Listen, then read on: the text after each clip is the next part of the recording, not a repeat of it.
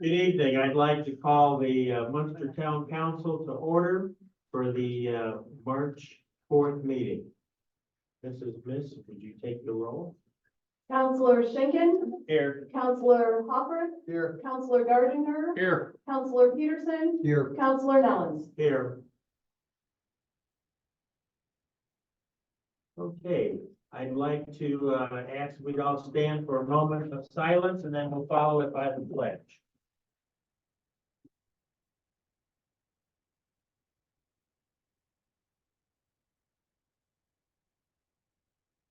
I pledge allegiance to the flag of the United States of America and to the republic for which it stands, one nation, under God, indivisible, with liberty and justice for all.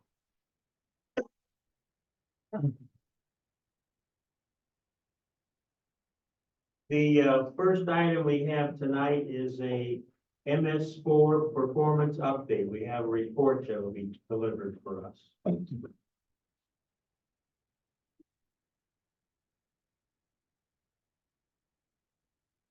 Good evening, gentlemen. Good evening. Good evening. I'm Reggie Korthals. I was hired by the town to do your stormwater compliance program. I am the former item director of the MS4 program. I'm the former NERC environmental director. So to give you some idea, the MS4 program is in your community because you are part of the Lake Michigan watershed and you discharge water into the waters of the U.S. And under this permit, you as the town council are considered, and the town council president, the MS4 operators of the permit. So you're legally responsible for implementation of this permit. There has been some changes being made, and so I've stepped up and trying to help with those. We are required in the permit to give a report to the operator at least twice a year. So one of the things that we have coming up on March the 14th, we have scheduled the item audit. This is when the current item coordinator comes in, looks at everything that we have put together, and then inspects all of the municipal owned and operated facilities. Excuse me. And so she will do that and walk through, and from that audit report, we'll have an idea of where we stand. One of the reasons I scheduled this audit for March had to do with a former employee's time, but the annual report is due April 1st. So it gives us time if we find that there's anything askew, that'll give us time to fix it and put it on the report. One of the important things to keep in mind is that the MS4 permit is out of the Clean Water Act, which is a federal regulated permit. You have to comply with that permit, and if you don't, it puts a lot of things in jeopardy. Number one, your federal highway dollars, and number two, any grant applications that you would be looking to pursue. So we're working to make sure that you stay on top of that.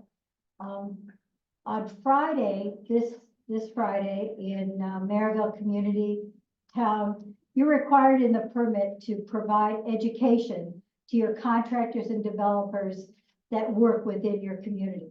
So what I did to avoid having each community in Lake Porter and LaPorte County do this and have to pay the cost, I brought it all together. Everybody comes into the community center. We have right now 100 or 200 contractors and developers signed up for the event, and it saves you time and money, and it gives your contractors the opportunity to learn what they're required to do in the permit. Now, I think it's really important to let you know that during this transition period, there has been some learning curves here, and one of them is making sure that when staff move in and out of a position, we know where their information is, where it's stored, and how we get our hands on it, okay? Right now, I have to say, you have a few really outstanding employees here in the Public Works Department. Russ Kazera, Dave White, Nicholas Laviette and Laura Pramuk, I think Pramuk. These individuals have stepped up to help me do this permit and do the audit. And so I think it's important to recognize when people that don't really have any background in this are working for it. So what we'll do at another time is come and tell you the results of the audit, what item requires us to do, and how we're going to get it done in a certain amount of time. The other thing that's on a time frame is under this new permit, if you have any ordinance updates that you have to do, so it affects whatever activity you have going on, those ordinances have to be updated by the end of this year. Okay, and I have some recommendations for you. You can look at them, do what you want. A lot of them will address any development that you have that's under an acre. Okay, so we need to look at that. Any questions that you have, you feel free to contact me at any time, and we're going to work through this. And I'm very proud of the help that I've had from these people with some difficult circumstances. Thank you. Thank you very much. All right, the next item we have here is public comment. We kindly ask that all in-person public comment is limited to 2 minutes maximum per person or 5 minutes for a group spokesperson. Please keep your comments civil and constructive and related to public policy issues. In the event questions are posed to the council, we will note your question in the meeting minutes, and we will refer the questions to the appropriate department or staff to follow up and have a response. Public comments may be submitted electronically. If you have a question or a comment about an item on the agenda that you would like to have entered into the meeting minutes, please email that question or comment to the clerk treasurer, Wendy Miss, at wmiss@munster.in.gov. So with that, I'll open up the public session. Please come forward to the podium, state your name and address.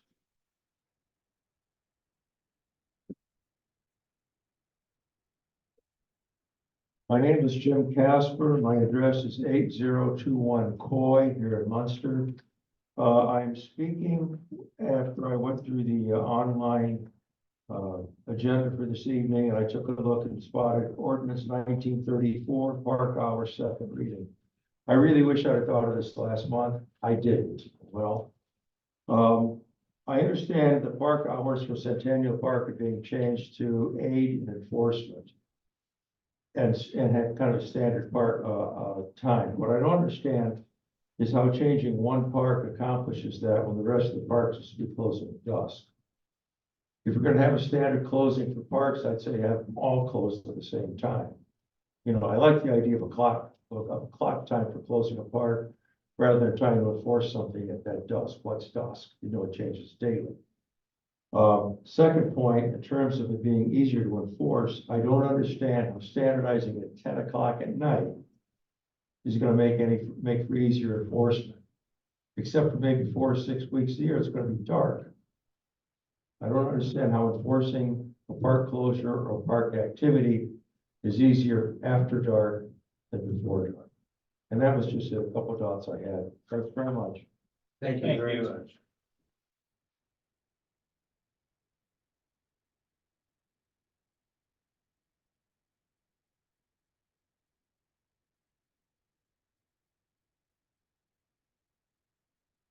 Mike Dumovic, 1833 Tulip Lane.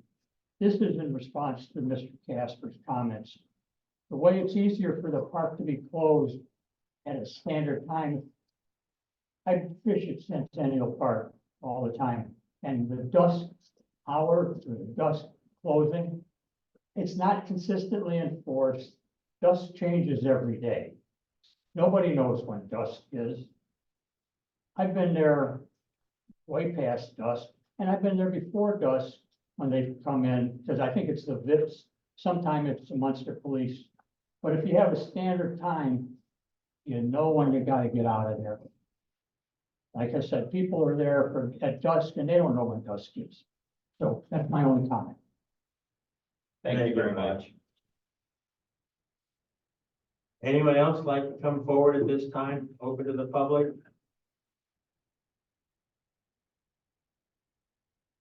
Good evening, everyone. My name is Ron Smarin, live at 8648 Garfield Avenue. And the reason I'm here tonight is, We I can't want- hear him back here, excuse me. oh, I'm sorry. No. Okay, how about that? Is it better? Yeah. Okay, so again, my name is Ron Smarin. I hope that doesn't count against my 2 minutes. You got a minute 30 now. 8648 Garfield Avenue. Basically, I walk the bike path every day and we all know the train's coming, not gonna stop it. However, I was walking the other day and I saw these stakes going from the end of the sound wall, which, by the way, Nicky decided only the apartment buildings on Manor and the condominiums on Harrison got a sound wall. When we were told at the beginning of the project, everybody was getting a sound wall. Now they're going to they want to put a chain link, black chain link vinyl industrial grade fence to hook up with the sound wall, and it goes as far as 200 feet away from Ridge Road, where you guys probably know they're going to upgrade it to an ornamental fence because that ugly thing, they don't want it next to the fountain, which I don't blame them. I 100% agree. Wouldn't want that either for the town. But I don't know if we have any way of leveraging Nicky to continue that sound wall so that the 23 homes on Garfield get a sound wall too. And then that eliminates that black ugly fence, vinyl fence. And if we can't, would you guys even consider maybe using some of that $19-20 million of beautification money to put that sound wall there? Because I can tell you, when I walk that bike path, and I know everybody else I know on that bike path, we all feel the same way. When we're walking along those tracks and we see weeds and rocks and tracks, railroad tracks, it's depressing. But when you get to that sound wall and you're looking at a nice masonry wall, nice block, it's immediately uplifted. And I think it would, a lot of people use the bike path, you know, to go to all the connect with all the other bike paths. I think it would be a great use of some of that money as part of the beautification project if we can't get Nicky to do what they should have done in the first place. That's basically all I have to say. I guess I don't even want to say this because what I really want is the sound wall. But if we couldn't get the sound wall, could we maybe get the Oriental fence all the way instead of just 200 feet? You know, it's 1,500 feet from where the ornamental fence will stop to where the sound wall ends at the condominiums on Harrison. So, I mean, we're not talking about money, I don't think. But anyway, thank you for your time. Thank you very much for your comments.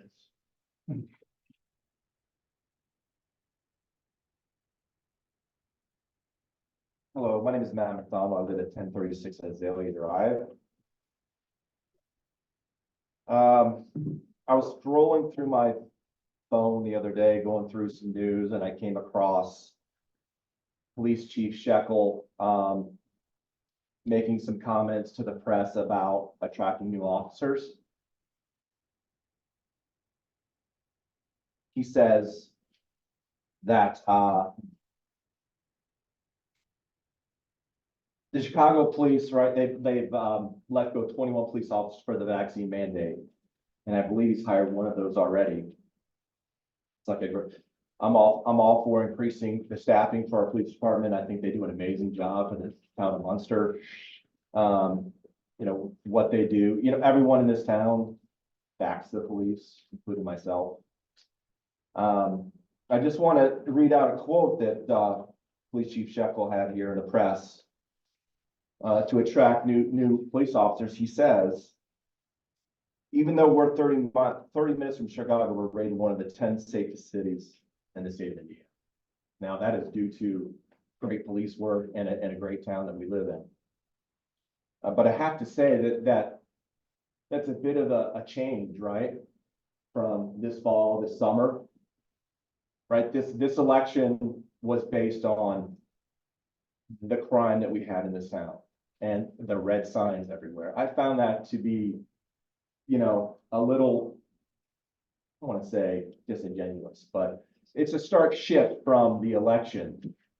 And the four folks that are up here that are new to the town council. So, So one thing, Matt, sure, that comment was 2 years ago okay, in the press. okay, Councilman Ken Schoon asked me about it. okay, So it wasn't recent. okay. That only I just want to No, that's a great comment. Okay. I appreciate that. The last thing I want to do come up here is, you know, people, you can't say anything, right? It's nothing against your department or your people. Well, I don't take it that way. I just wanted the record clear, that's all. Okay. Okay, thank you very much. All right, thank you. We're still open to the public. Anyone else would like to come up? Hello, Scott Mason, 8639 Holman. I'm coming to ask you guys to look into something. Every single one of you, when I talked to you when you're campaigning, you mentioned it. People who lost, they mentioned it. The town's website, it needs work, and I would really appreciate you guys to look into it. Just for an example, if you guys want to pull out your phones and you go to the search bar and you type in something that a citizen would type in like budget, the first thing that pops up is something from 2019. Now, there's also featured content on there, which talks about the Munster budget. If you click that, it says error, file not found. That's just one example. On What's Up Munster, there's always talk about people wanting to get chickens. If you type in the word chickens onto the search bar, absolutely nothing pops up. If you type in chicken, two things pop up, one from 1909 and then one from like 1970s. Basically, is it possible to figure out how to clean up that website? It is very difficult to use. I know the school's coming out, high schoolers are great at coding. Hire a few as lowly paid interns and help them find somebody to carry on going forward, how to update it, how to make it work right. Another great example was the parking thing from Friday. If you tried to click that little button on Friday to re-register your car for Centennial Park, that button did not work for quite a while. Again, website issues. That's pretty much it. Just please look into that. We'll pass that on. Yeah, Thank you thank very you. much.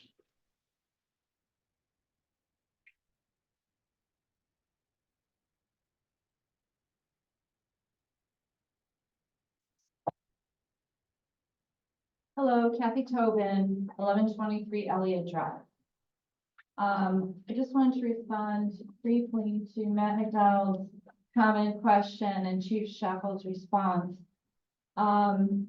Yes, crime seemed to play a role, or claims about crime rates seem to play a role in the discussions last year. But I attended one Crime Watch meeting, and then I followed up with another Crime Watch meeting. And it looked like in the last 2 years, crime wasn't necessarily going up. So I just wanted to comment on that. Thank you. Thank you. Anyone else like to come up, open to the public session?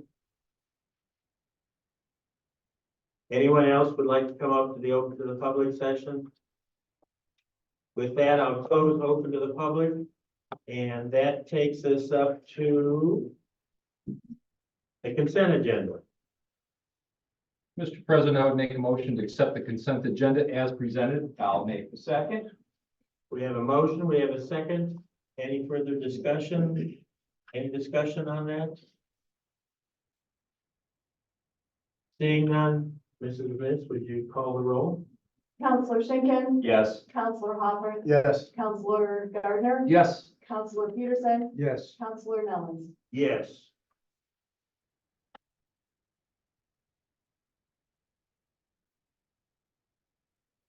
That takes us up to old business. The next item is the ordinance to update the park hours at Centennial Park. Park Board looked at this back in November council had a first reading on the ordinance at their last meeting, and tonight we're asking you to approve it. We have a motion. Mr. President, I would make a motion to approve ordinance 1934 on second reading as presented. I'll second that. We have support, second, discussion.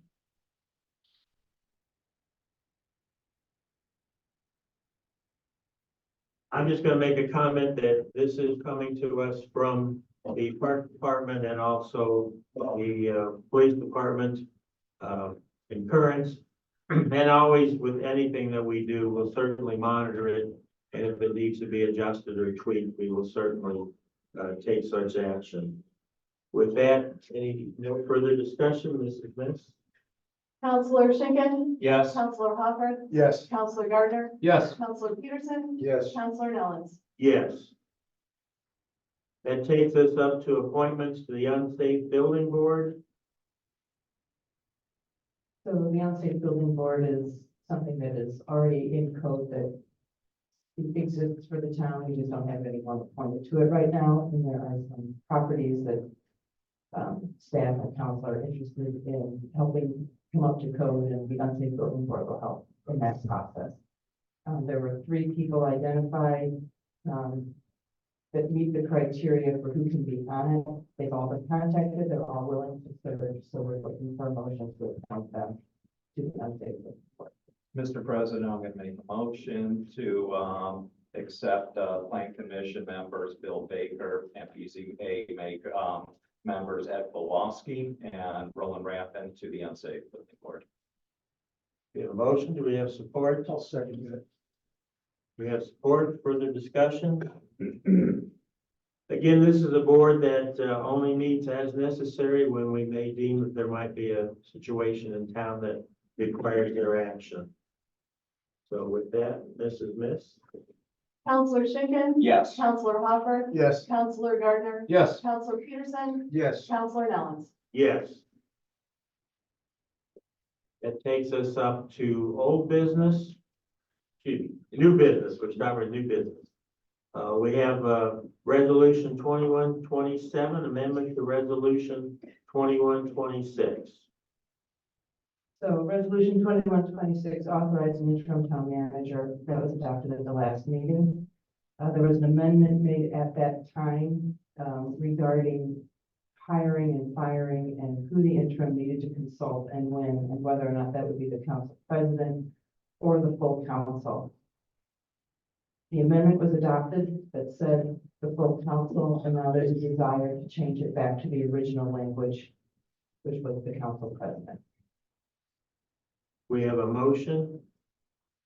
Mr. President, I'd make a motion that we adopt resolution 2127 as presented. And I'll second that. We have a motion. Do we have a second? Do we have further discussion? Seeing none, Mrs. Miss, please call the roll. Counselor Schinkin. Yes. Counselor Hopper. Yes. Counselor Gardner. Yes. Counselor Peterson. No. Counselor Nellens. Yes. That takes us up to item B, the CDBG bid award for alley repaving. So CDBG funding is community block grant development. And this is a certain allotment that we get every so many years, comes through the county. And it's to be used in specific neighborhoods. In the last several times that we've gotten allotment, we've been using it for alleys in the northwest corner of town. This is in the plan that had to be developed last year. They held the bid opening and site services had the low bid, and so we're asking for a motion to award the work to them. Mr. President, I would make a motion to approve the 2024 alley repaving bid from Site Services for a total of $96,321. And I'll second that. We have a motion. We have a second. Further discussion? Mr. President, I would just ask interim town manager Abbott, this money is community development block grant money. Where does that community development block grant money come from? Is that from the state or is that from federal government? That's federal government, and then it works its way through, it's administered through the county, and it's actually an allotment that we get, and we get a share of it every 2 or 3 years. Okay. And we've been getting that for Very As long long, as as you long can as I've remember? been around, Okay. we've been getting it, yes. Okay, very good. Thank you very much for the added information. And it does have certain criteria. It has certain criteria in terms of income levels, and we use census block tracts to determine the neighborhoods that meet the criteria that have to be met. Right, thank you. This is Miss. Counselor Schinkin. Yes. Counselor Hopper. Yes. Counselor Gardner. Yes. Counselor Peterson. Yes. Counselor Nellens. Yes. That takes us up to item C, bid award for the 2024 sidewalk program. So every year we do a sidewalk program where we're replacing residential and some commercial sidewalks. The bids were open. There was an addendum that went out as part of this. And it talked about where the soil would go, who would be responsible for watering the seeds, the straw blankets, for the restoration work. Part of the bid, the bidders were all required to acknowledge the addendum. 3 of the 4 did that. The one that did not acknowledge it was the apparent low bidder.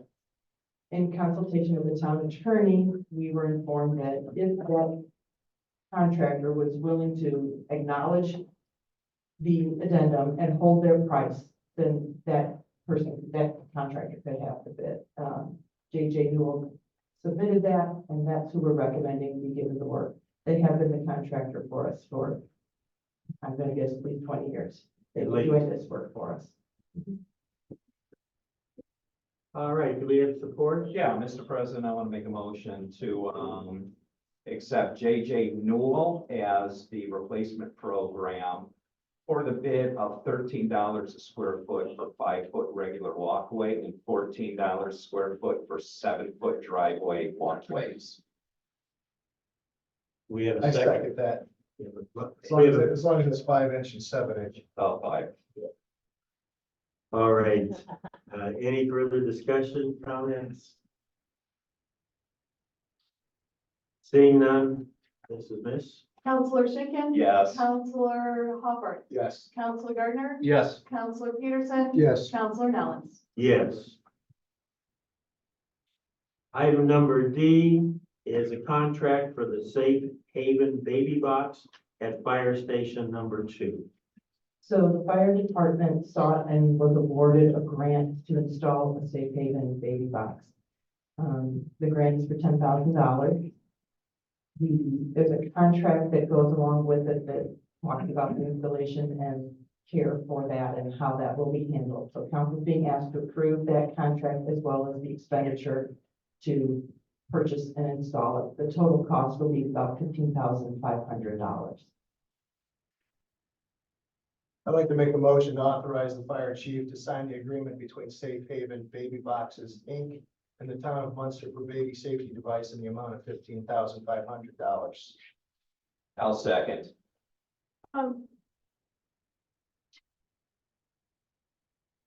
May I, just add that this will be, the council president will sign it. Is that gonna cause an issue? Get We signed then. can make it work. No, it's not, doesn't specify in the contract, so it's okay for, as long as it's okay for the fire chief. Sorry, it was tabbed council president, so we're good. Proceed as. And again, I want to mention, there's certain amount, there's a lease and service agreement, there's certain policies and procedures that have to be maintained by the receiving department, the fire department, as to how it will be maintained and kept in good working order.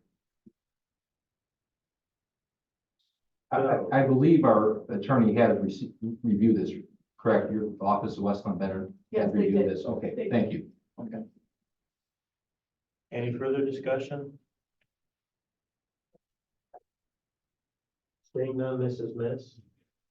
Counselor Schinkin. Yes. Counselor Hopper. Yes. Counselor Gardner. Yes. Counselor Peterson. Yes. Counselor Nellens. Yes. Takes us up to item E, purchase of a forklift at Public Works. So Public Works had this on their capital improvement plan. They were supposed to get it last year, but they didn't, so they went out for quotes this year. 2 of the 3 people that they sought quotes from came back. And they're asking to purchase it and trade in 2 other forklifts as part of the deal. All righty, Mr. President, I'm gonna make a motion to, accept the purchase of a Yale GP60N forklift from Boss Equipment plus the 42-inch attachment for $49,556.40 minus the trade-ins of unit 353 and 363 for $3,000 for a final price of $46,556.40. I second that. we have a motion, we have a second. Any further discussion? Any discussion? Seeing none, Mrs. Miss? Counselor Schinkin. Yes. Counselor Hopper. Yes. Counselor Gardner. Yes. Counselor Peterson. Yes. Counselor Nellens. Yes. Item number F is a methane generator purchase, and that's for Centennial Park landfill. Yes, there's a generator that got installed back in 2012 that converts the methane gas that naturally occurs from the landfill, converts it into electricity, which the town sells back to NIPSCO. And then we use that revenue to offset our NIPSCO bills. The generator we knew at the time had a 60,000 hour, not necessarily a cutoff point, but at 60,000 hours, it was either going to need a major rebuild or we would have to purchase a new generator. Town has been working with a number of different vendors throughout the life of the generator. It hit that 60,000 hour mark last year. The recommendation is that we purchase a new generator. This one's smaller than the existing one. It'd be better sized for what that landfill is actually producing. So we are asking for authority to purchase it. There'll be a large down payment that has to happen at the time that we order it. We have bond proceeds that have been earmarked for this already that will go towards it. In the 2024 GO bond, we're going to ask for the money to cover the balance of it, plus to do some other improvements that are needed at the landfill. It takes about 60 weeks for this to come in. So we're already sort of on a bit of borrowed time with the generator as it is. It's a little spotty in terms of its performance. So we're asking for council to approve this purchase. I'd like to make a motion to approve the Clark Energy proposal dated February 29th, 2024, as presented, including a deposit of $400,545 to be paid from bond proceeds and authorize the council president to execute it. I'll second that. We have a motion, we have a second. Any discussion? Seeing none, Mrs. Miss? Counselor Schinkin. Yes. Counselor Hopper. Yes. Counselor Gardner. Yes. Counselor Peterson. Yes. Counselor Nellens. Yes. That takes us up to item G. This is a letter of engagement for attorney representation. The town has been working with a developer for a potential project in town, and they would like to have an attorney that represents them specifically for this project. And so there's a letter of engagement that's been presented for council's consideration to handle just that project. Thank you. Support? Yeah, I'll make a motion to, approve the motion and the representation agreement with Abrahamson, Reed and Mills. I'll second that motion. We have a motion, we have a second. Further discussion? Seeing none? Well, I guess I would just like to say that the development out at the Lansing Country Club is a very important development. In terms of utilizing our TIF money and adding to the TIF money along with the TDD development, and any way that we can keep that process moving forward, again, with good, honest review of this development, good, honest negotiations with the developer. It's something that I think is a very good positive for the town, and something that the last council worked for close to 4 years on to get it to the point where it can be a benefit to both the town, the budget, and the community as a whole. certainly, other taxing bodies in town will benefit from that, especially the school town. And I think it's something that I look forward to working with this council on and the developer as we move along with the development agreement. Any other discussion? Seeing none, Mrs. Miss? Counselor Schinkin. Yes. Counselor Hopper. Yes. Counselor Gardner. Yes. Counselor Peterson. Yes. Counselor Nellens. Yes. That takes us up to reports. Any reports tonight? Portfolio reports? Announcements, all town council meetings will begin at 7 p.m. unless otherwise noted. And, let's see, Mr. President, I have one announcement. yes. I would like to thank the Lions Club members, especially the ones that are here, George Schenken and Dave Nellens, Chief Shekel. I'm not sure if there's other Lions Club members here. Oh, Chris, I didn't see you back there. Joe Hopper. Again, they had their pancake breakfast yesterday, raised lots of money. They're a great supporter, great service club in town. And thanks for all the things you guys do as part of that club. Thank you very much. March 18th, 2024 will be regular town council meeting and a regular redevelopment meeting to follow. I'll make a motion to adjourn this meeting at 7:36. We have support? Hi, I'm sorry. Somebody second that or? I second that motion. That was by an aye. Thank you. All righty, that takes us up. It won't take us very long, folks. We have the redevelopment commission's regular meeting. Castro, thank you for joining us as always. Thank you very much. Steal my line.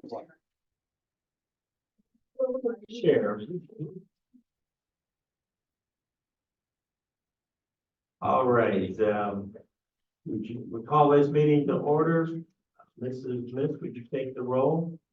Commissioner Schinkin. Here. Commissioner Hopper. Here. Commissioner Gardner. Here. Commissioner Peterson. Here. Commissioner Nellens. Here. And our liaison to the school board, Mr. John Castro. Here I am. Nice to see you. Nice to see you as well.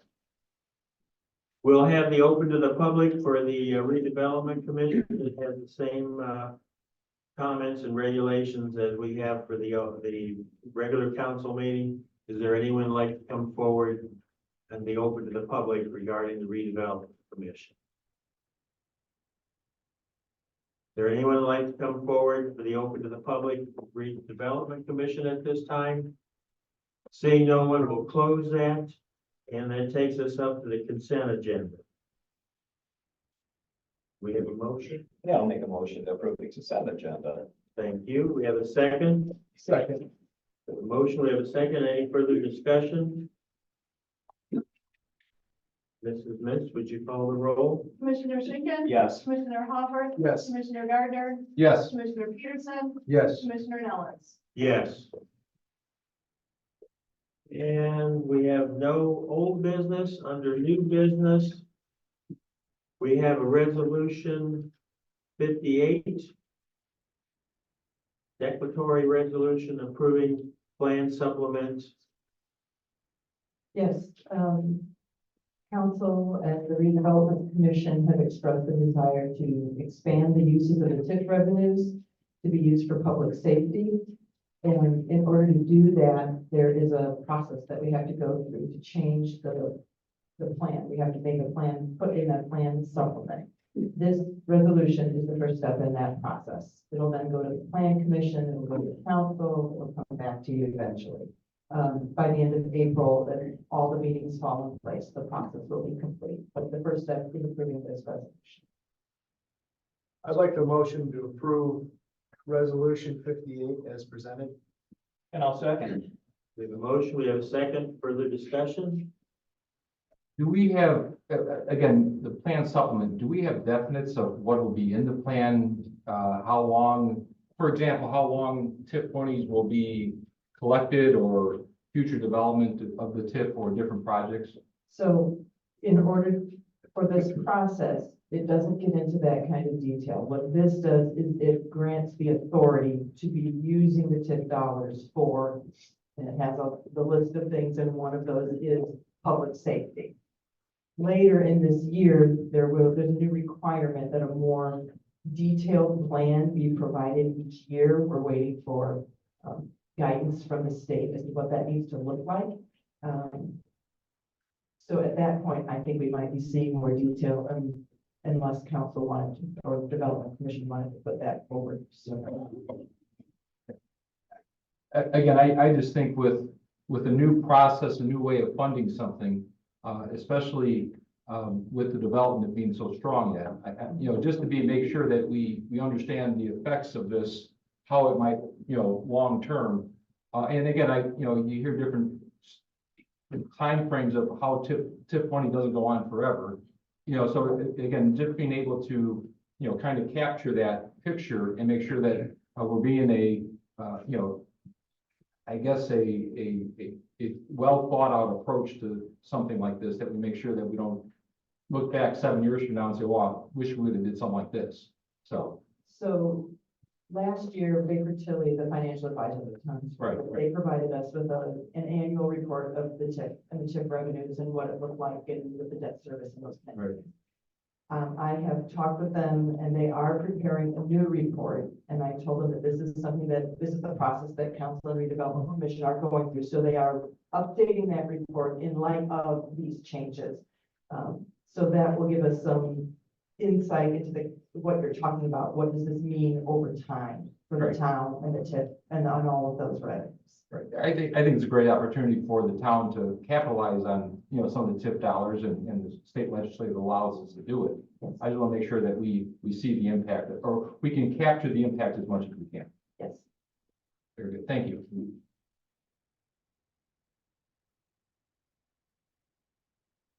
We have a motion, we have a second. Any further discussion? I just want to make a comment that Baker Tilly is a very highly thought of organization. We've used them as UMBA for many years, and this is now a result of a merger.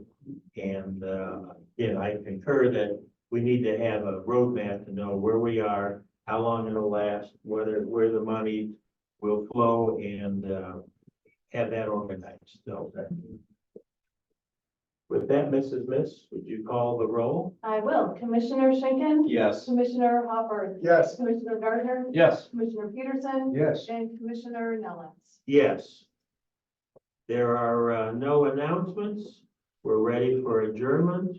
I'll make a motion, we adjourn at 7:42 p.m. We have a motion, we have a second. All in favor, say aye. Aye. Aye. Any opposed? Same sign. All right. Thank you very much. You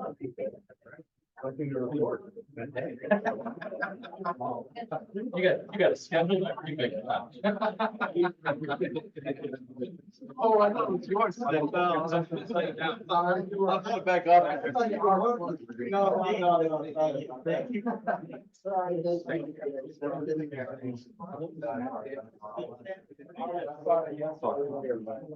you very much.